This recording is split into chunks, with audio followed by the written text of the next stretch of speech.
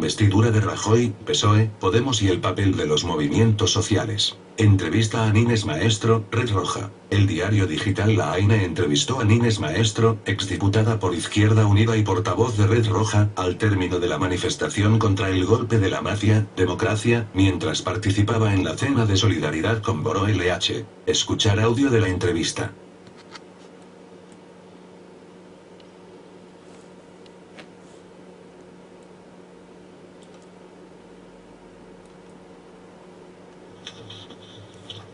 Bueno, pues estamos aquí en el Centro Social La Traba con Nines Maestro, exdiputada por Izquierda Unida y ya militante de la izquierda extraparlamentaria y de Red Roja desde hace muchos años, y que acaba de venir de la manifestación que ha habido hoy, que llevaba por título, bueno, por el lema principal, digamos, contra el golpe de la mafia, Democracia. ¿Cómo valoras esta manifestación, Nines? Pues, a ver, por partes. Bueno, lo más importante es decir que la manifestación ha sido muy importante. O sea, ha habido muchísima gente, muy diversa, y yo creo que es un buen síntoma de partida de una nueva etapa que sin duda se inicia, ¿no? Era una manifestación compleja, porque precisamente el título de golpe de mafia, democracia, desde mi punto de vista es más que discutible. Es decir, me parece que llamar esto golpe de Estado es absolutamente falta de rigor. Es decir, esto no es un golpe de Estado, esto es un golpe palaciego. Es decir, un golpe de Estado fue el del 36. O el que hizo Zapatero, que es muchísimo más cercano a lo que ha pasado en el PSOE, cuando en el año 2011 introduce el artículo 135 en la Constitución, estableciendo la prioridad absoluta para el pago de la deuda y el cumplimiento de los objetivos de déficit de la Unión Europea. Esto no es un golpe de Estado. A mí, ni a la clase obrera, ni a los trabajadores y trabajadoras, ni al pueblo en general han dado ningún golpe de Estado. Ha sido un golpe palaciego dentro del PSOE, dentro de un PSOE que ha sido pilar de la transición, pilar de los grandes poderes económicos, políticos y militares que establecieron la transición en contra de todos los planteamientos de ruptura, y es un golpe contra una persona, no quiero denigrar yo a nadie, como Pedro Sánchez, pues una persona que se ha creído que era secretario general del PSOE y que eso significaba tener algún poder. Y claro, le han hecho ver que no tiene poder alguno. ¿Y por qué crees que se ha dado esta división tan profunda dentro del PSOE? A ver, porque yo creo que dentro del PSOE todavía queda gente que se ha creído que son la izquierda. Es decir, que queda gente todavía, yo creo que sensible a una movilización en la calle y a un sentimiento popular muy fuerte de rebelión contra no contra el PP, sino contra los resultados de una crisis que está colocando en un abismo contra las cuerdas a millones de personas que están en situaciones límites, ¿no?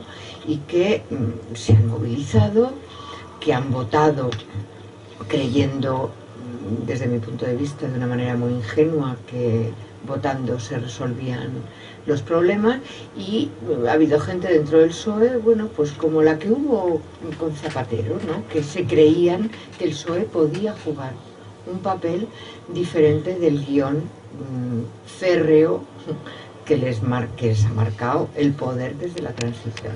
El PSOE no puede ser otra cosa. ¿Qué papel ha podido jugar Podemos en esa división del PSOE? Supongo que importante, porque bueno, se ha jugado con la ilusión de que esos votos importantes que ha recibido Unidos Podemos, de 71 diputados, junto con los del PSOE, pudieran hacer un gobierno diferente en este país, junto con, claro, las matemáticas mandaban, tenía que ser con Esquerra Republicana de Cataluña, tenía que ser tenía que tener en cuenta el proceso independentista en Cataluña, la situación que hay en el País Vasco, es decir, se creyeron que podían pasar por encima de los resultados de unas elecciones que dejan abierto todos los grandes problemas que ha tenido estos pueblos del Estado español desde la transición, que es el tema de clase y el tema nacional, el tema de los derechos nacionales del pueblo español, de los pueblos del Estado español. Y claro, ese tema era irresoluble desde el punto de vista de la matemática parlamentaria, y además con un planteamiento que hoy yo he estado repartiendo junto con otros compañeros y compañeras, el documento de las marchas de la dignidad de Madrid, que lleva por título "La lucha es el único camino".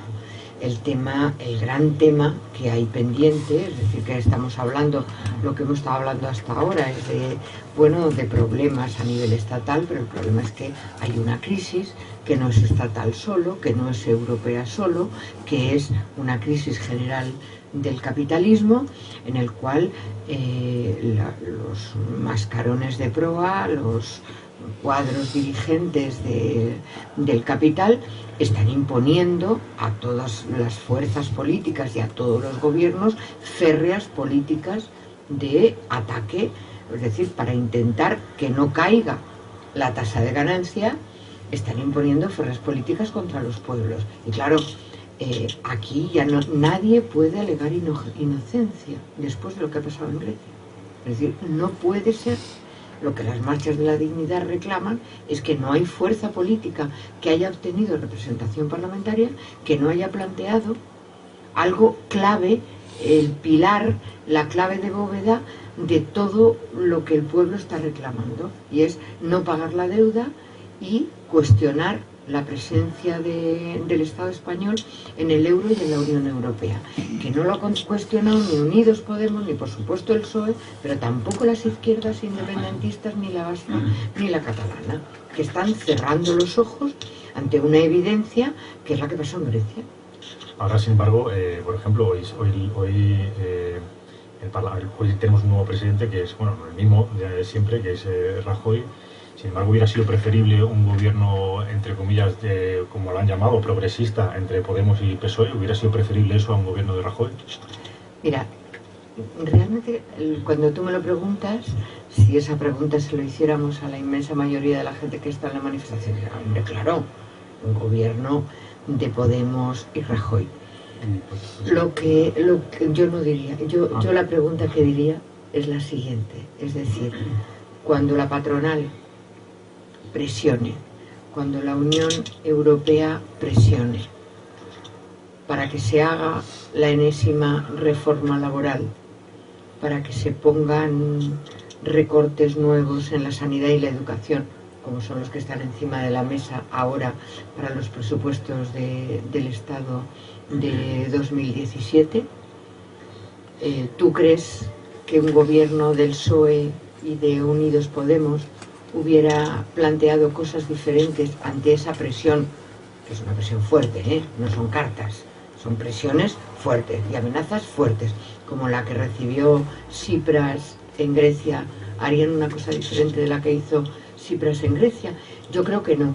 Entonces la respuesta es, hombre, en fin, estéticamente yo prefiero un gobierno y desde algún punto de vista prefiero un hipotético gobierno que no sea posible, es decir, que yo creo que no era posible, es decir, que efectivamente, porque la suma del PSOE, si es que el PSOE hubiera aceptado eso, llevaba indefectiblemente la alianza con los grupos catalanes y vascos, y claro, el PSOE españolista de Arriba España, ese PSOE no hubiera aceptado nunca eso. Pero ¿Entonces preferirías un gobierno progresista, de coalición? A ver, esa pregunta a mí me parece irrelevante. a mí me parece que lo relevante, lo fundamental, o sea, si el pueblo, déjame que te voy a responder, si el pueblo, los pueblos del Estado español son menos fuertes frente a un gobierno de progresista, vamos a llamarle así, porque se creen, depositan confianzas imposibles en ese gobierno, que frente a un gobierno Rajoy, yo preferiría que se diera la situación frente a la que el pueblo viera más claro cuáles son sus tareas que son absolutamente indispensables de llevar a la práctica y las que le hicieran sentirse más fuerte. Porque esa es la clave. Que cuanto peor mejor. Es que la realidad es la que es. A mí me parece que el hablar, hoy podemos hablar, por cómo se puede hablar, de la hipótesis de la revolución o de la hipótesis de un gobierno que no existe. El caso es que no ha sido posible, ¿eh? Es decir, que a mí me parece irrelevante hablar de un hipotético gobierno que no ha sido posible. Hoy tenemos el gobierno Rajoy.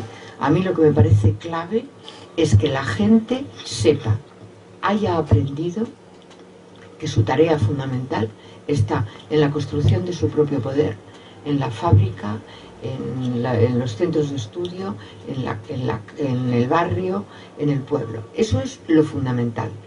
Lo demás son cuestiones que, bueno, pueden venir de una manera o de otra y que a mí me parece, hay otra cosa que quería decir que me parece clave y que está señalado en el documento que hemos repartido de las marchas de la dignidad.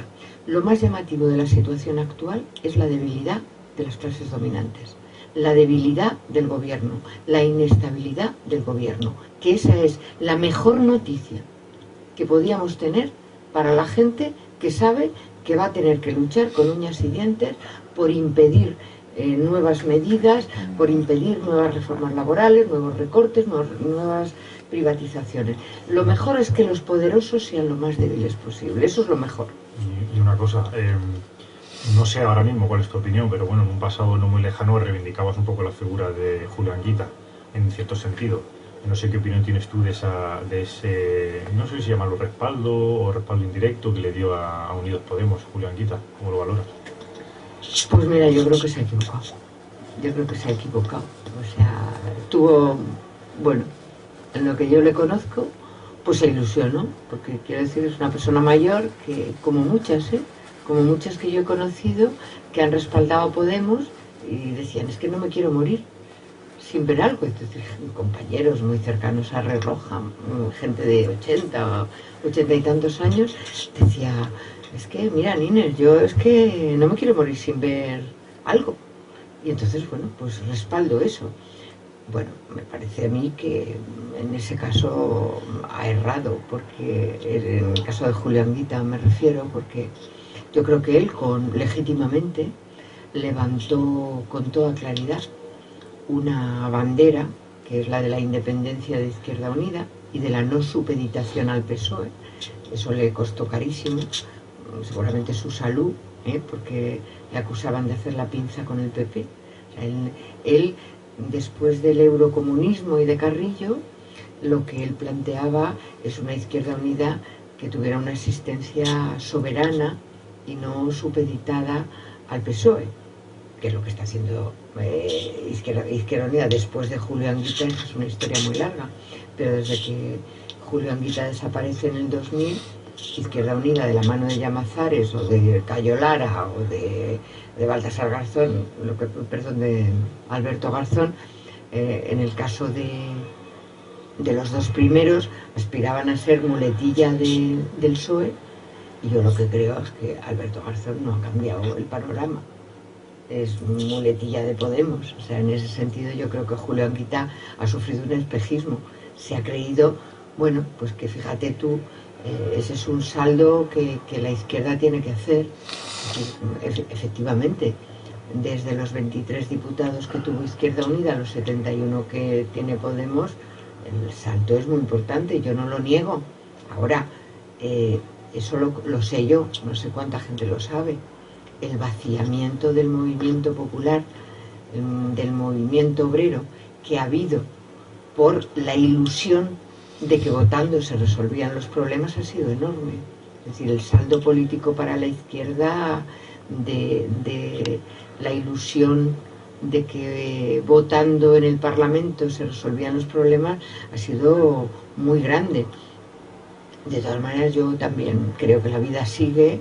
Mucha gente que ha apostado por Podemos se está dando cuenta, porque Podemos está viviendo a una velocidad de vértigo, a pasos agigantados, lo que se vivió en Izquierda Unida después de la transición. Y el vale, ahora entramos en la división interna de Podemos, que me interesa también.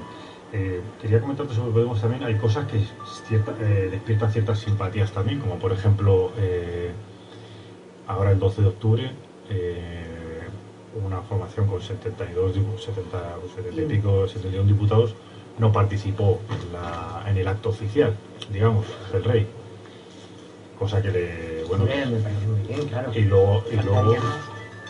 luego, por ejemplo, otra cosa que están planteando, el tema territorial del Estado español, están planteando de una forma que les molesta, digamos, al orden establecido, por lo menos.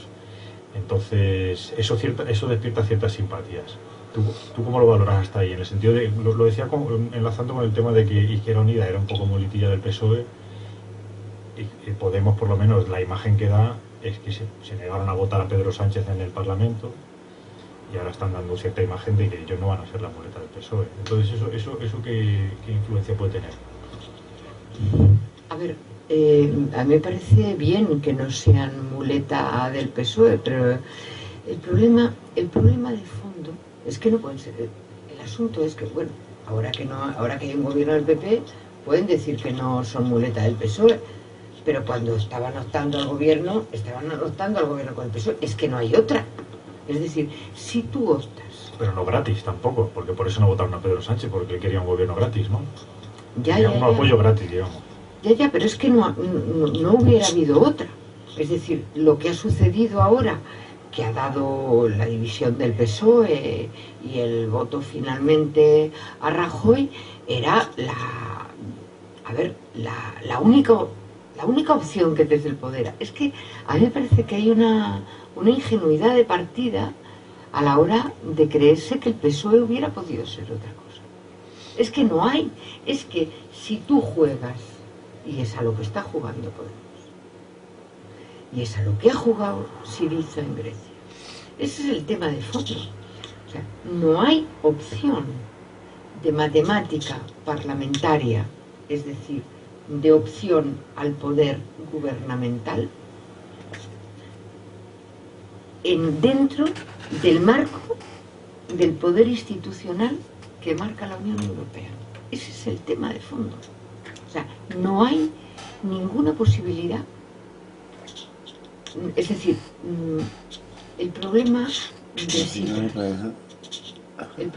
de Alberto Garzón y de Pablo Iglesias es que están engañando a la gente, a lo mejor inconscientemente, yo no estoy acusándoles de mentirosos, a lo mejor es que se lo han creído, pero yo creo que objetivamente están engañando a la gente, planteándoles un camino imposible, cuando es evidente que no hay otra opción que prepararse para enfrentar a la Unión Europea y decir no al pago de la deuda. Mira, no es verdad, de todas formas, que hemos dicho siempre que había que combinar la lucha institucional con la lucha en la calle. Y sin embargo, por ejemplo, ahora la lucha institucional está en pleno apogeo, pero la lucha en la calle está en horas muy bajas también. Claro, es que es difícil, digamos, tener mayores expectativas de un partido como, por ejemplo, Podemos, cuando la lucha en la calle está tan débil, tanto en Madrid, pues hoy ha habido un ejemplo de despertar, pero por ejemplo en el País Vasco ha habido mucha división también. En Andalucía, antes, cuando estaba el sindicato andaluz de trabajadores, esa movilización tan intensa de antes pues ha bajado un poquito. O sea, está en general en horas bajas la lucha en la calle, ¿no? Sí, yo eso te lo reconozco. Y además, no solamente te reconozco eso, sino que está en horas bajas precisamente porque ha habido una ilusión. Y utilizo la palabra ilusión en el sentido de iluso, de depositar la esperanza, que claro, ofrece una vía mucho más cómoda que la lucha a pie de calle, de que votando se resuelven los problemas. Pues es que eso está estupendo. Pues se supone que esa es una ilusión que los movimientos sociales o que la lucha en la calle, hablando genéricamente, no tendría por qué aceptar, ¿no? O sea, eso es una ilusión del votante en general, del ciudadano medio, ¿no? Pero ¿por qué los movimientos sociales aceptan eso también? Claro, pues es decir, yo creo que... quiero decir, quizá eso es una debilidad de los propios movimientos sociales, no de un supuesto engaño, sino decir, el ciudadano medio se lo puede querer, pero que los movimientos sociales se lo crean o depositen esa ilusión, eso ya es un problema de los movimientos sociales, no de Podemos, ¿no? A ver, yo creo que es que hay muchas cosas que habría que analizar seriamente. Es decir, una de las crisis que estamos viviendo, junto con la crisis del movimiento comunista, cuyo emblema es la Revolución Soviética, de la cual vamos a vivir el centenario al año que viene, y que es una crisis muy importante, una crisis que hay que remontar, porque las claves no están en otro sitio, que ahí, evidentemente, reconociendo los errores y asumiendo el legado de un planteamiento político que es el único posible desde mi punto de vista, es decir, no hay otra solución que destruir el sistema capitalista y construir el socialismo, no hay otra cosa. Otra cosa es cómo se hace y cuál es el camino, ¿no? Pero otra de las crisis que hemos vivido es la del reformismo, ¿eh? Es decir, todos los aparatos, y no solamente aquí, sino a nivel europeo, todos los aparatos políticos y sindicales que se construyen aquí desde la transición, pero también después de la Segunda Guerra Mundial en Europa, están haciendo aguas en una crisis de credibilidad enorme. El 15M surge de eso, surge de esa ruptura. El 15M saca millones de gente a la calle y la gente ve que es para nada. No podemos detenernos ahora, pero una de las claves del 15M es que no hubo programa político, no se consiguió, había muchas ideas, pero no se consiguió que ese enorme movimiento de calle cuajara en un programa político y por lo tanto era absolutamente, estaba inerme, no tenía ninguna capacidad, era impotente. Vinieron las marchas de la dignidad con otro planteamiento, ahí sí había programa. Ahí sí, por primera vez, se colocaba el no al pago de la deuda y una serie de planteamientos políticos. Claro, la gente ve, y ese es el momento en el que estamos ahora, la gente ve que otra vez sacando millones a la calle, las cosas no cambian. Entonces se da un salto que no es hacia atrás, los saltos nunca son hacia atrás en la historia. Las cosas no se repiten igual. Y ese salto lo que plantea es que efectivamente hay que tomar el poder político. Efectivamente la calle no basta, hay que tomar el poder político. Pero la gente elige la opción más fácil, claro, no elige la opción muchísimo más dura de lo que decía hoy la gente. Hoy en la calle decía, estamos viendo que por las buenas no se consigue nada.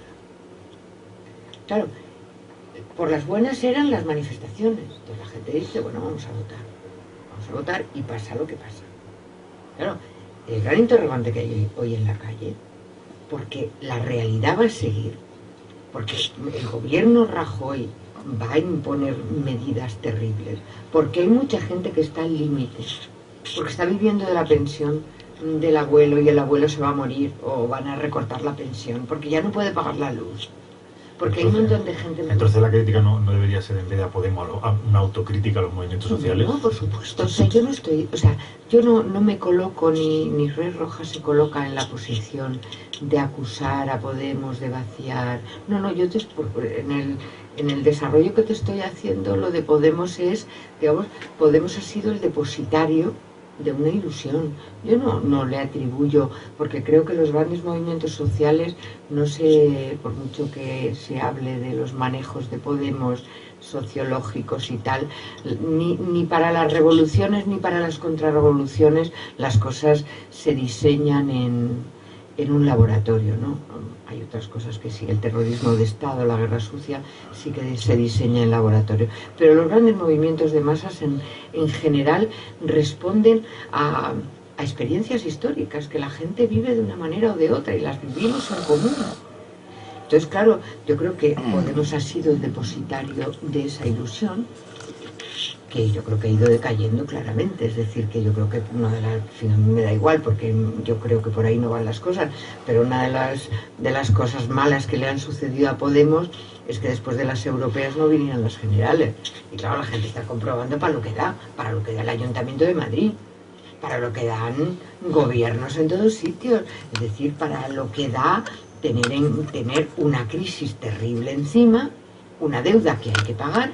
Claro, es que tema, o sea, no es que yo me sitúe en la extrema izquierda de tirarse al monte, es que el tratado de la Unión Europea y la ley del año 2012 lo que está señalando es que si los gobiernos, las comunidades autónomas, los ayuntamientos no cumplen los objetivos de déficit, les aplican leyes antiterroristas, que no tienen ese nombre, porque ninguna ley se llama ley antiterrorista, es un concepto con el cual denominamos a un conjunto de medidas.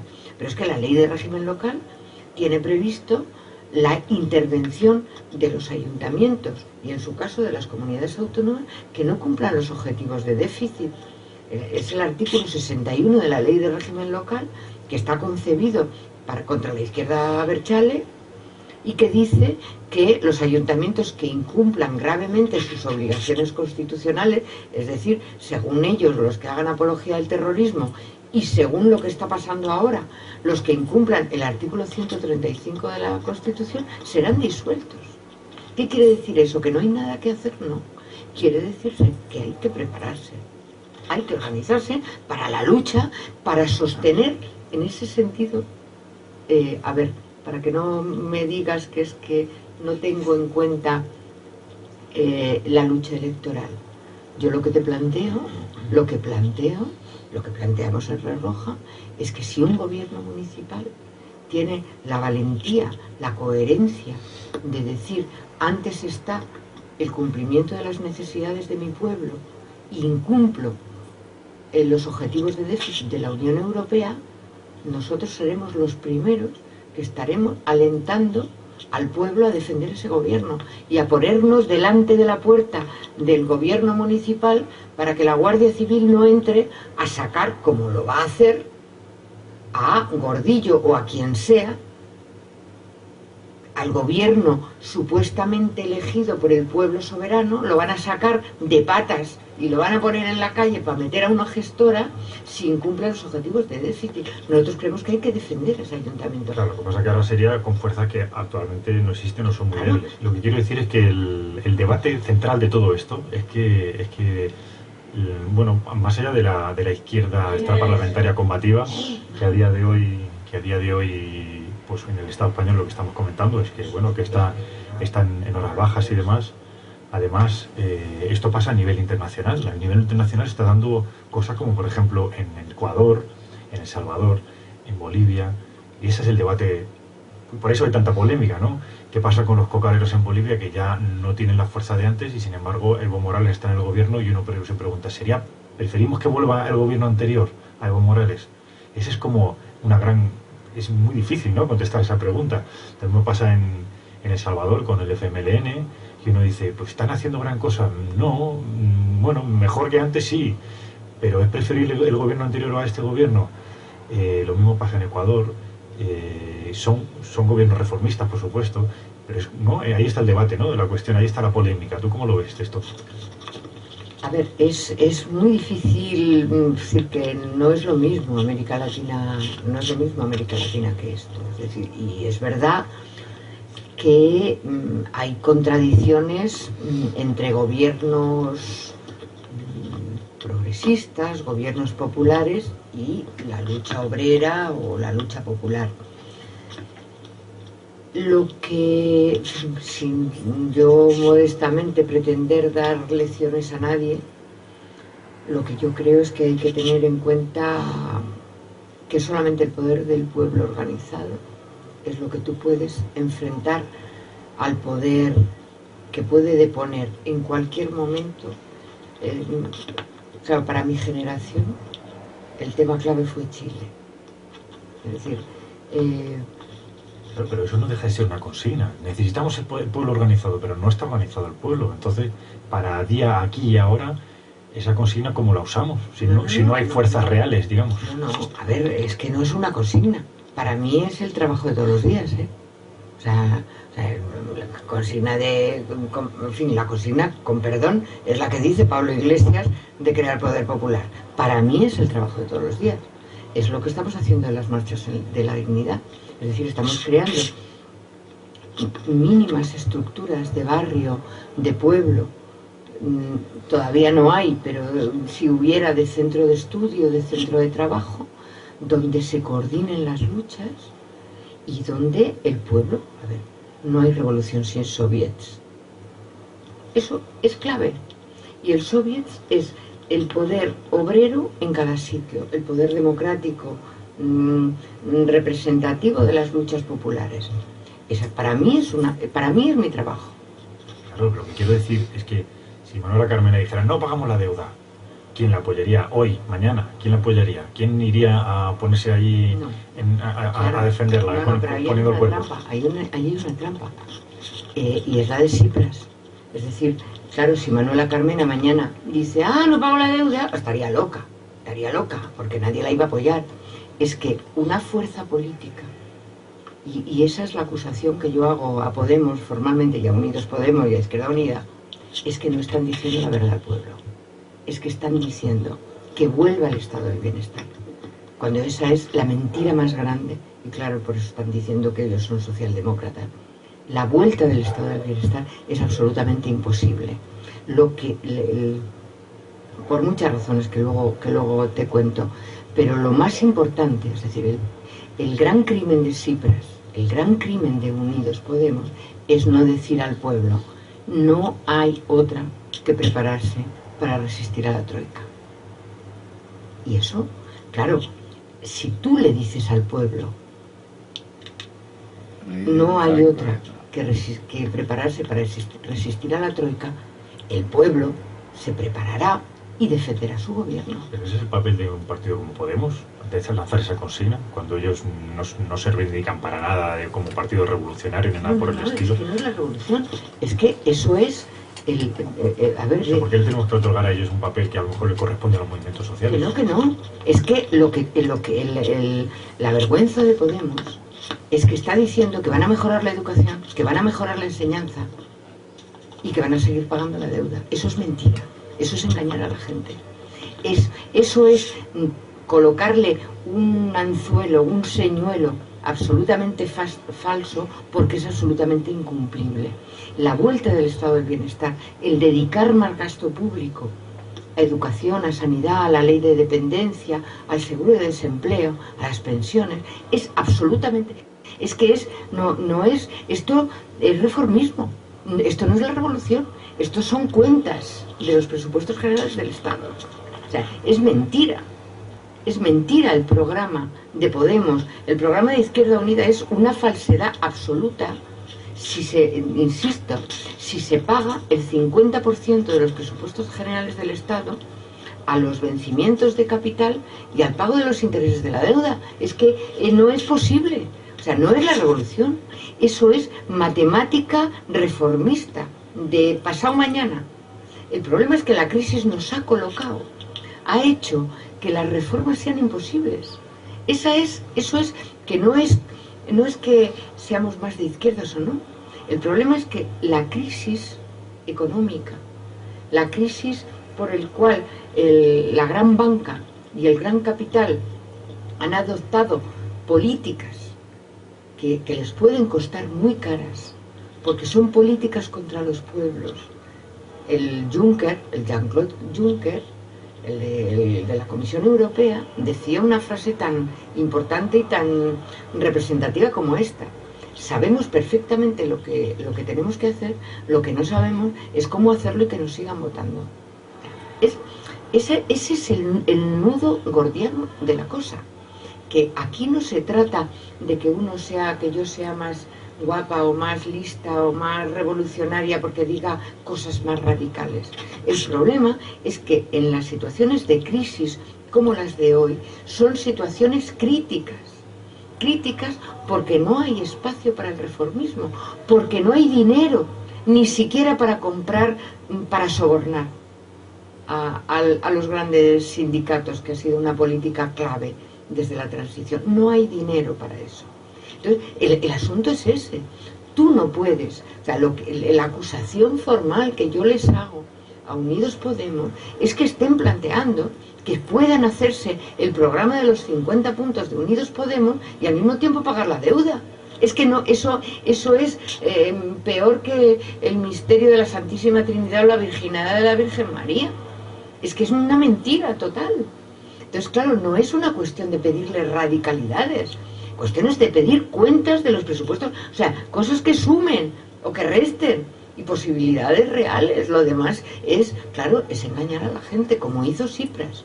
Tsipras contó a la gente una milonga que evidentemente era imposible y luego les cortó el cuello con una guadaña mucho más afilada que la de la derecha. Claro, es que estamos en ese momento.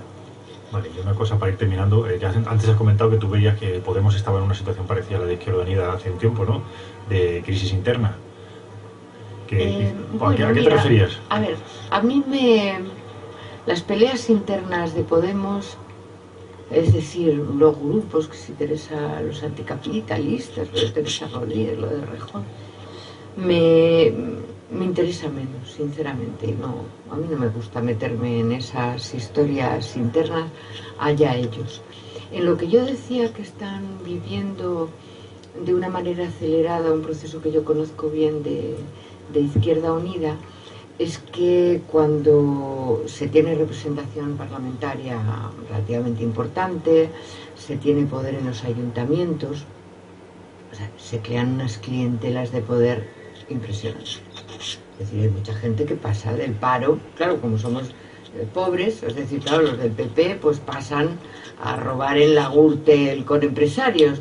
Nosotros pasamos, pues gente que está en el paro sin nada, a ganar sueldos de 1.500 euros o a formar parte de todas las estructuras de asesores y de grupos, de cargos de libre designación y todo eso.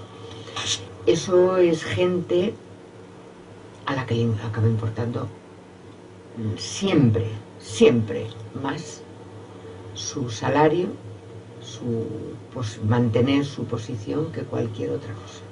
Eso es lo que yo viví en Izquierda Unida. Yo viví que con todas las clientelas políticas, o sea, cuando hablábamos nosotros de política, de clientelismo, del PSOE y tal y cual, ellos están pensando en grupos municipales y por eso hacían cosas como las que hicieron en Izquierda Unida, es decir, afiliaban a cientos de gente con la guía de teléfonos. Entonces pagaron, gente que no sabía que estaba afiliada a Izquierda Unida, la afiliaban por la guía de teléfono y pagaban la cotización con el cheque del grupo municipal, porque en definitiva, claro, lo que se crean es enormes redes de gente que tiene mucho que mantener. Entonces, claro, la crisis que yo veo en Podemos y a la que hacía referencia antes, que yo creo que hay mucha gente que bueno, de una manera honesta ha apostado por eso, por ver otra cosa, por salirse de lo de siempre, por unas nuevas formas de izquierda, contra la casta de los partidos. Ya se ha visto que luego el PSOE ya no era casta de repente, ¿no? Pero bueno, claro, entonces yo creo que cuando se está viendo ya internamente, y ahí sí que hablo internamente, de que claro, quienes están en los grupos de poder de los consejos ciudadanos son los mismos que tienen puestos de liberados, que están viviendo del salario que les dan en los grupos municipales y todo eso, el resto de la gente comprueba que la rebaja del discurso político corre de la mano